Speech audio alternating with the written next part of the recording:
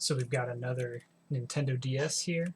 This is a rose pink, and it's got this interesting issue where when you try to power it on, it flickers green and then it turns off. Same thing when you go to charge it. It looks like actually the orange light stays on when it's trying to charge, but when you try to turn it on, the screen flickers white and then it turns off. So there could be a couple reasons why it's doing that. So we're going to pull this apart and we're going to take a look at some of the components inside and we'll go from there. So here we are under the microscope with the board. This is the charging port that you see here, and just below that there's a fuse. Sometimes this can go bad, so I'm going to go ahead and test that. I have my multimeter in continuity mode, so that's what the beeping is. So we're just going to go ahead and check this out. That looks like it's fine. Check this filter. And that looks fine. So I was hoping I didn't have to take apart the whole board, but it's looking like it could be an issue with the top screen being bad. Sometimes with these DS Lites, if the top screen is bad or shorting or something else is wrong with it, that will actually prevent the whole console from booting. So we're going to flip this over. We're going to take the main board out. I want to keep the top screen connected, but I just want to take a look at that area. So we're going to go do that next. So I can't believe this. I was about to take the board out and I noticed this near the volume slider. And then come over here, you'll see something poking out of, what is this? Oh, that looks disgusting. Must be some type of, this console has a bug, let's say. So I think what I'm going to do first, I'm going to give this a thorough scrubbing, and we're going to take a look around the board and make sure this looks all nice and neat. So let me get some alcohol on here. You know what? Here's what I'm going to do. I'm going to take the whole board out, just like I said, and then we'll be able to check all these fuses. I see there's a couple labeled here. I'm sure something's shorting here that's might be preventing the console from booting. I'm hoping it's not corroded, but there's some bugs. Looks like in the GBA port. So we're gonna give that a thorough cleaning, and I'll be right back when this board is out. So here I'm looking in the pins of the DS card slot. That looks clean, so we're going to move on and look at the GBA port. This is pretty gross. Oh my god! I feel like I need to poke it, just to...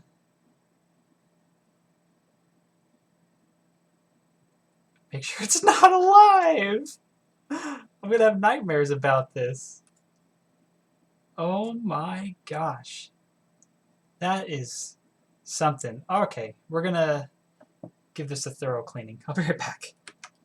Okay, so I got it scrubbed. We're back.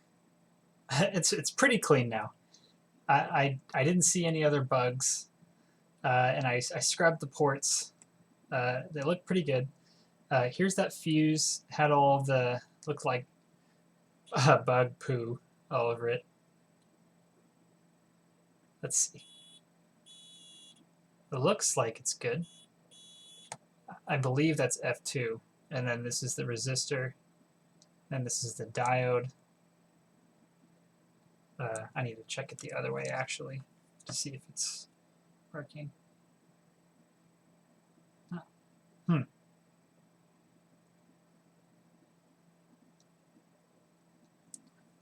me try the other way one more time.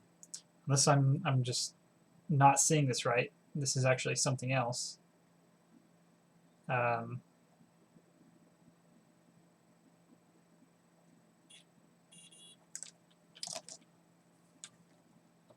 could be looking at this wrong.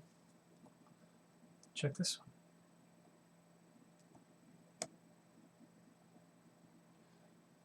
I'm in diode mode. So maybe I just don't know what I'm doing. Sometimes I don't know. Well,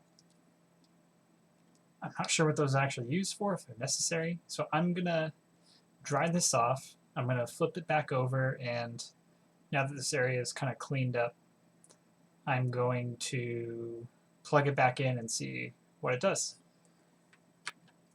So I just wanted to show, I still have the back cover off, I'm just holding the battery in place.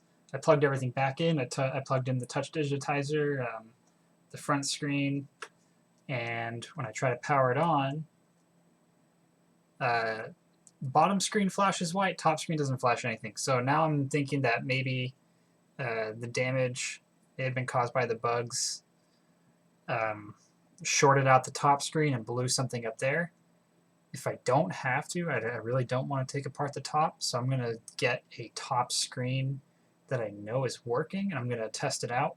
There might actually be one other thing we could try with this, and if we get a resistor, the right ohm count, and I'll get that in just a moment, you can short out 2 spots on the board, and then that will trick the system into thinking the top screen is plugged in.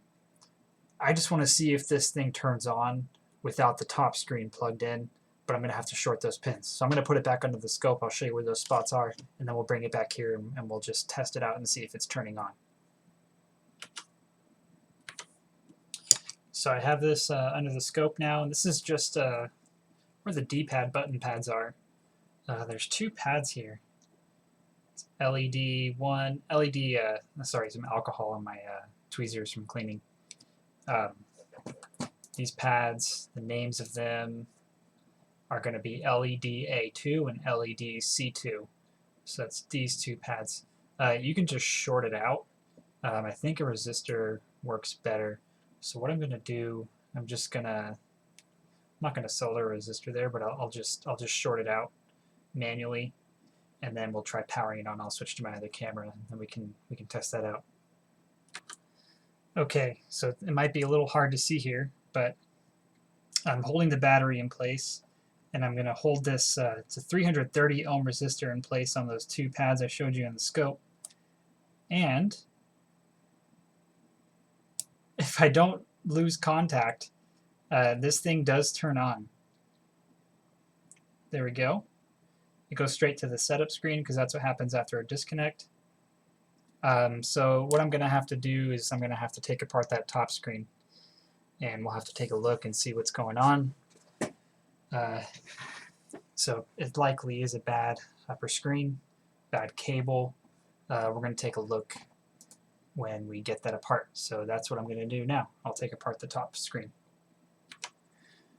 So it's definitely the screen that's bad.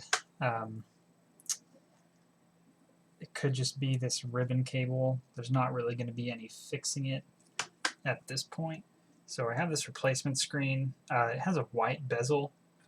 I don't think I'm going to risk trying to swap the bezel, just because then you can get like all this dust under the screen and whatnot. So I think I'm just going to put the white screen in and then find this thing a new home. So one thing I completely forgot, we're going to need this speaker. So I went ahead and turned on my soldering iron. I ripped the speaker pads off the new screen because I made a Game Boy macro out of that one. So we're just going to steal the... There you go. Just going to steal the speakers from this one. So we get the short one on the left, long one on the right. Let's just come off really easy. Cool. All right, we'll move over to the other screen. We'll get these speakers soldered on, and then we'll put this thing back together. And here you can see the corpse of the old cables. Should probably remove those.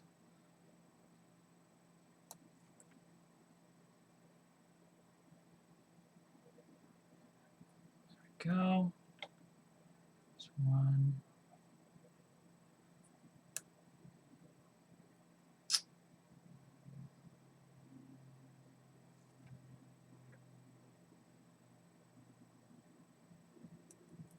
There's 2.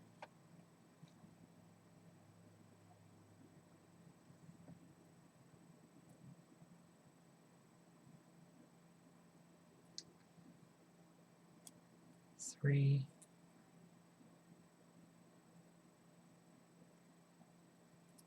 4. Okay.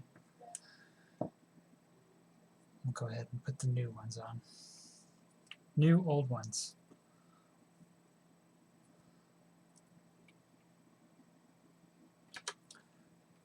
So we got the red one.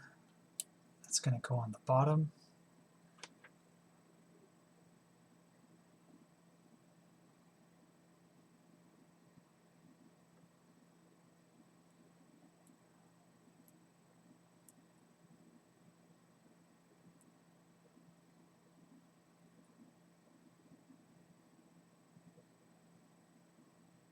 Cool. Got the black one. It's gonna get a better grip on that.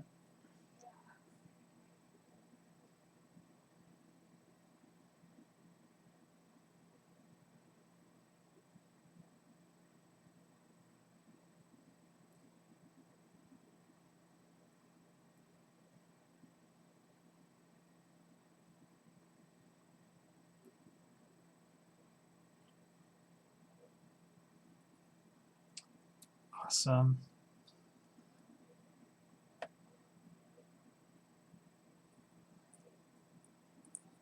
Finally, short one.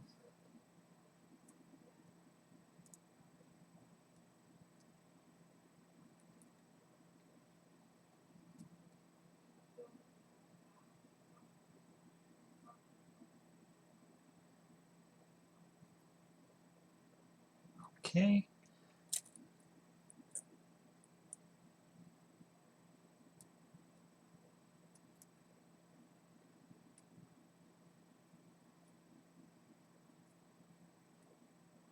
Whoops.